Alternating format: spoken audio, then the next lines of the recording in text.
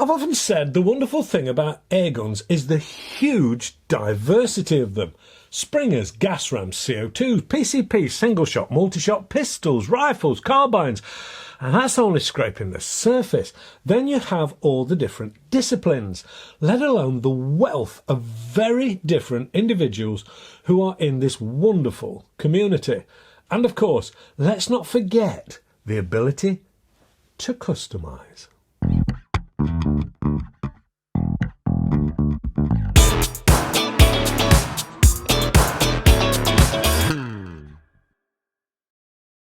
Hello and welcome to AAR on Air. No, I'm not going to look at all of those things I've mentioned in the introduction.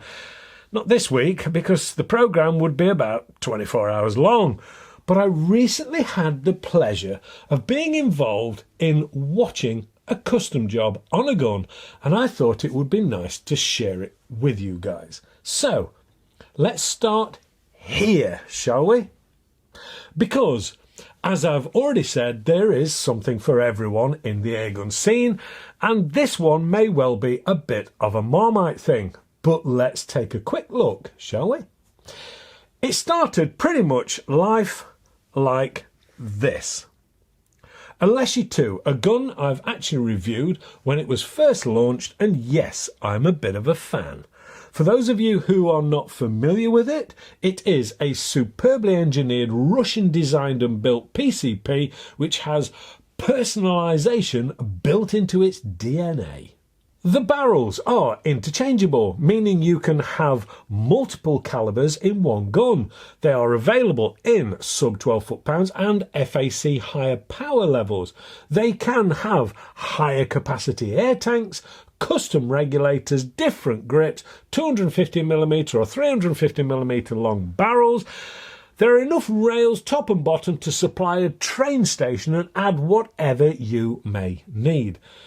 And I've often heard them being called semi-automatic, which has started all kinds of, well, shall we say, heated conversations around the legality. At this point, let's just state they are not semi-automatic. They are self-indexing. And yes, there is a world of difference. A semi-automatic will preload the projectile into the breech or barrel, ready to fire the round.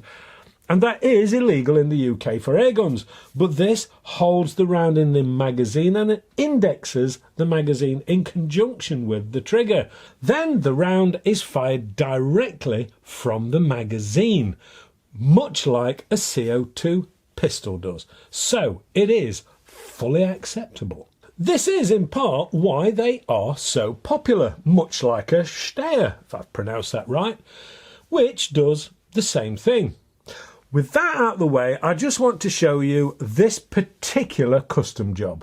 This gun was bought from EDgun.shop in Spain by its owner and dropped into Vector Air, where it was stripped down completely to its last nut and bolt, seal and valve, and then individual components sent away to be cerakoted.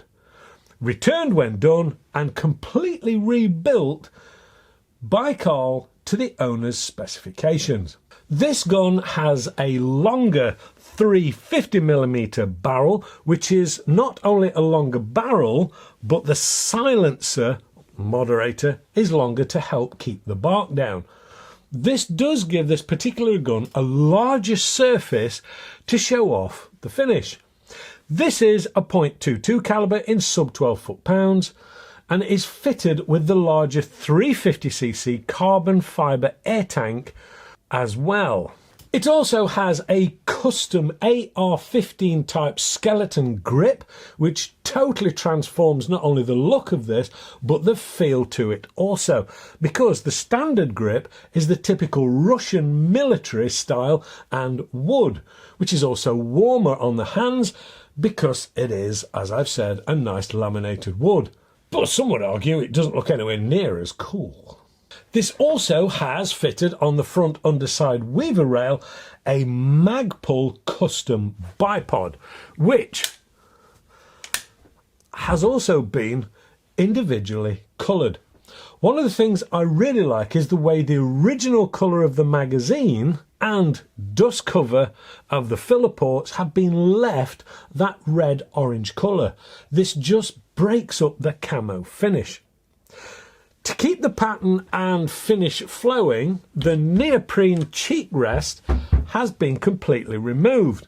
Now this may mean it gets a little cold to the touch, particularly on chilly days, but the owner of this is a big guy and it won't bother him at all. It's also had a Pard 008 LRF fitted and is used mainly for target work, but it also is fully set up for pest control if needed. At this point, it's worth highlighting this gun hadn't even fired a shot when it came back to me to put this through its paces. I was interested to know a few things about this in use, such as shot count, power output, and of course accuracy. So it was out to the field to test it. I easily achieved 100 plus shots from this, but bear in mind this is a sub 12 foot-pound gun and has the oversized air cylinder on it. Power wise, it was producing 578 feet per second, which is a healthy 11.8 foot-pounds or 16 joules using JSB 15.89 grain Hades in 2.2 form.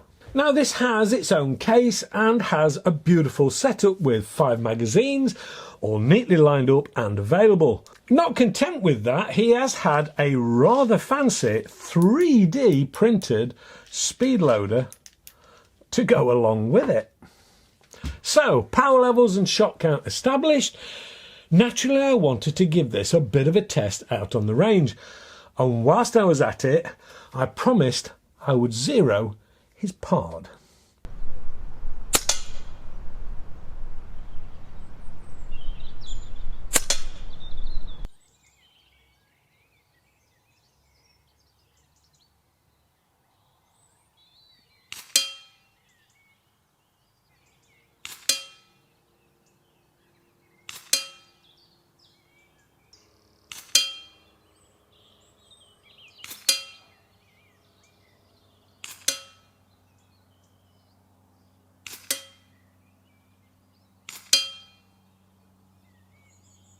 Now I've shot quite a few Leshiy 2s in my time and I know for a fact they benefit from lead in the barrel, and this is going to get a heck of a lot better when it's had some pellets through it.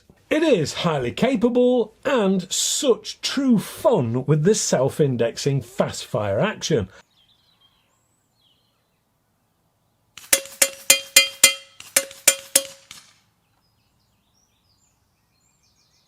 Okay, I know a lot of you are going to be asking what about the cost? Well, the stripped down Cerakote finish and rebuild came to around £300. The bipod alone is around £200 plus all the other ancillaries. At this point, I'm going to stop adding it up because, well, let's just say it's almost been a no expense spared project. But what you have here is a truly individual gun which is hugely capable and massive fun. But more than that, this is capable of target work and keeping pests in control in a number of different environments. I, for one, am very grateful that this gun was specified and the time and care was taken to produce this to the individual's needs and wants. And above all, I am really grateful that he allowed me time with his precious pride and joy to just, well, enjoy his vision and work and hard-earned investment. Hopefully you've enjoyed this insight into one man's pursuit for individuality. I can say he loves the end result, and he isn't too bothered if anybody else does or not. I, for one, hate Marmite, but I really like this Leshiy 2, and furthermore, I love it when someone takes the time, effort, and of course, spends the money to create something like this. Nice one, Oz. Please, give us a thumbs up if you've enjoyed this week's look into one man's project, and of course, subscribe, hit the alarm bell, and why not check out this little lot.